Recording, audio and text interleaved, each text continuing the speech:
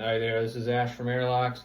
Again, back with the review of the ISO or the APC223 gas blowback rifle made by Maruyama, or in other words, VFC.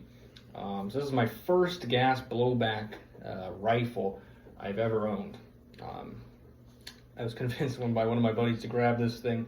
I've wanted the APC 223 for years. I was waiting for an AEG version to hit the States with very little success. Now there is one out there by Double Eagle, and I was waiting for years for that thing to appear on some US-based retailer, or at least secondhand. Never got a chance to snag it. So, and I saw this dropped. I got it for a really good price off of Airsoft Marketplace on Reddit. I believe I paid $350 for this thing. You can get them on Airsoft GI, at least sometimes you can if they're in stock, for about $489. You can also get them on Pro ACT and other Asian-based retailers. So it's becoming a relatively popular gas blowback rifle or airsoft gun in general. I'm aware of, at least, and it's got quite a reputation already. I've already seen a handful of reviews on this replica. So I, by no means, far from it, an expert on gas blowback rifles. However, I would consider myself a pretty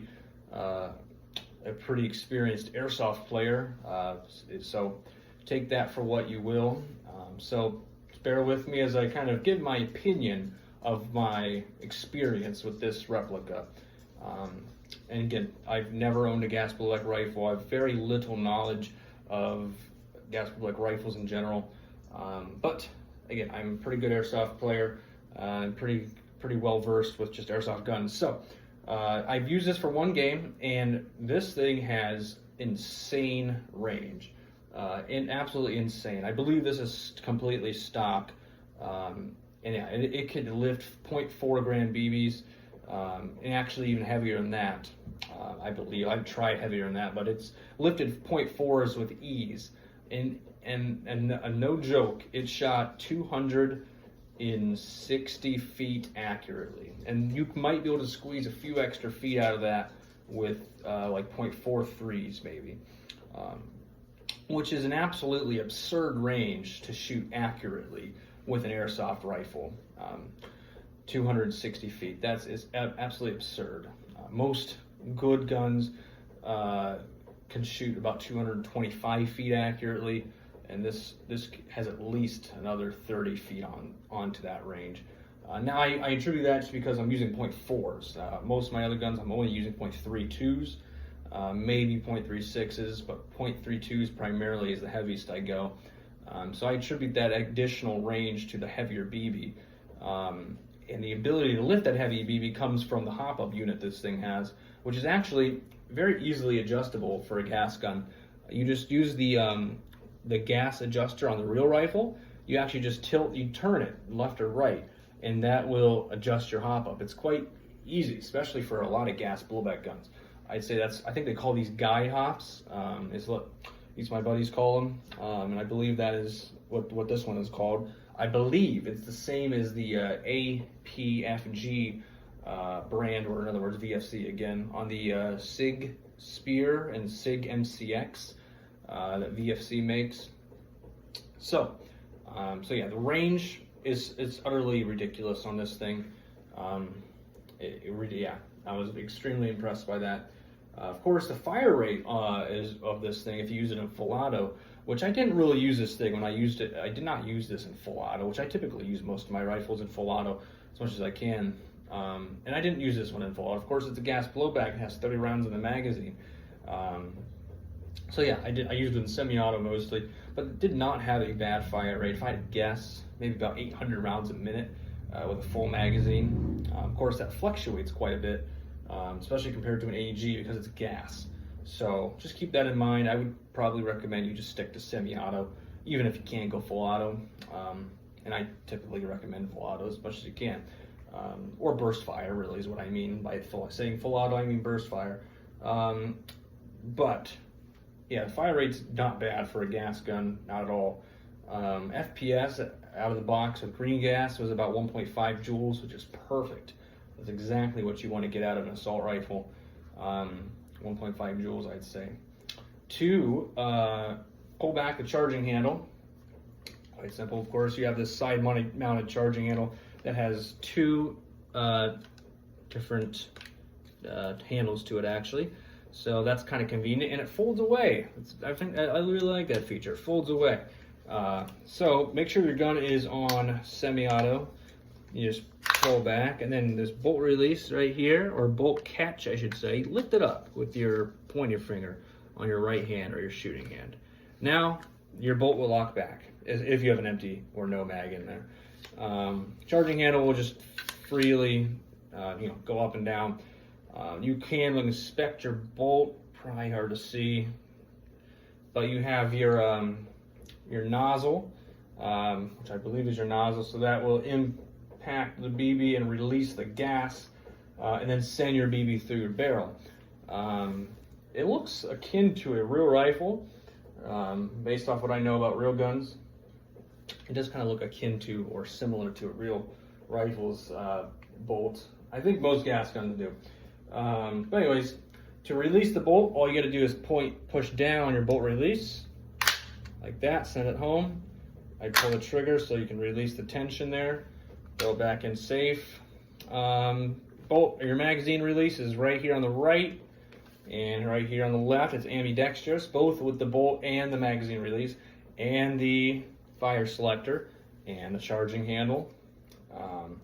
The only thing that's not ambidextrous, I guess, is your stock, foldable stock feature, which is only on the left side of the gun. You just push that button in, and your stock folds to the right of the gun, just like the ACR, or my Kilo, or I should say the MCP 556, or the Bren has that feature, or the Centaur. Just kind of looking at other guns that have that feature, but it's very akin to like the ACR or SCAR. Honestly, this whole gun, it reminds me a lot features from the ACR or the SCAR. It's kind of a similar pattern, or more even so, the Bren, the upper receiver, to me at least, really sticks out and is reminiscent of the Bren 805. Here, I'll show you. It's kind of that blocky. Here's my Bren. You can see kind of the resemblance there. You have these two. It's kind of very straight edge. It's bigger, of course. It's taller. It's very kind of blocky, almost kind of like the Bren here, the APC at least. Or you got something like, yeah, I'll show you my ACR here. Here, it's kind of same concept, but the ACR's got more of a rounded, I guess, upper receiver pattern at least to it. I don't know. I'm just kind of comparing some of my other rifles to this APC here, but nonetheless, it's a very, very pretty rifle if you ask me. You got basically an M4 patterned lower receiver. It's very similar. It's probably not one-to-one. Actually, I know it's not one-to-one, but it is similar of a lower receiver design. Then your receiver will stop here, just an inch out. It protrudes an inch past the mag well, maybe 2 inches. Then you got a handguard portion that's separate. This handguard, unlike a SCAR, this handguard is separate from the lower receiver. This is M-lock. So I put these two M-lock sections on myself. It does not come with those M-lock sections. Maybe one day they will release additional front handguards for this rifle. Maybe one day, but right now I'm not aware of any other additional handguards. Then you have your outer barrel. This barrel extension right here, you can kind of see how there's like a difference in the width of the barrel. That's where I threw a barrel extension on, and this flash hider did not come with this gun out of the box. I don't even think mine, actually I don't know if it came with a flash hider or not, but I threw on this sight. Don't look too close. This is a front sight. I just didn't have a rear sight to throw on it, and I just wanted to have some sort of sight back there to make it look cooler. So don't look too close at that. Then you got your stock back here. It's plastic. Push these two buttons. All right, it's kind of weird how you adjust this thing, but there's two buttons on right there. Push those two buttons in, and then then your stock can extend. I believe this is what, a 1, 2, 3, 4, 5, 6, 7 position stock. So you got quite adjustability.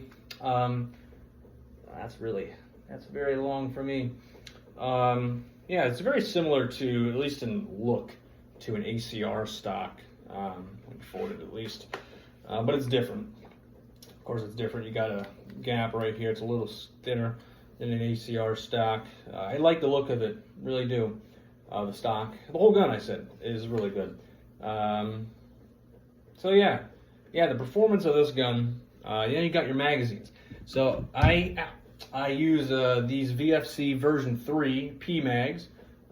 They fit and feed and are very good on gas efficiency. This one came with one of these VFC version 3 Stanag magazines. Hits 30 rounds. It's a very stiff spring. The string is really stiff. Just be wary of that. But yeah, it's a very good magazine. Magazines and gas blowback guns, of course, are very important. For obvious reasons, that's where the gas is stored. If your gun doesn't have good magazines, it's really not going to be a good gun. But yeah, I've used this gun in one game, and it was great.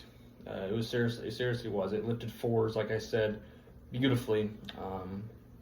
Now I've heard that this gun is quite a good gas gun, out of the box at least, compared to other gas guns. These VFC gas rifles, they're coming out with these days.